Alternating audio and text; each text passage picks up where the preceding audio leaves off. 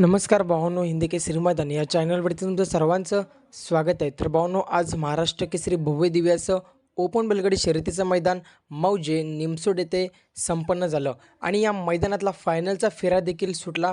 तर कोण झाला एक नंबरचा मानकरी तेच तुम्हाला सांगणार आहे. व्हिडिओ शेवटपर्यंत बघा. भावांनो, आज महाराष्ट्र केसरी मैदान आणि या मैदानामध्ये बरेच रथी महारथी देखील पळण्यासाठी आले होते आणि भाऊनो खूप वाईट वाटते आपल्या बकासूरबद्दल. आज बकासूरची हार झाली गटालाच. असो अर्जित होत असते, परंतु आजच्या महाराष्ट्र केसरी मैदानातला एक नंबरचा मानकरी ठरला तो म्हणजेच बकासूरचा भाऊ घोटकरांचा सर्जा आणि मल्हार हा जोड पळालेला आहे आणि जेव्हा जेव्हा हा जोड पळतो तेव्हा तेव्हा नक्कीच एक नंबर करतो. असा जोड आज पळाला आणि सुट्टा एक नंबर केलेला आहे महाराष्ट्र केसरी मैदानातला.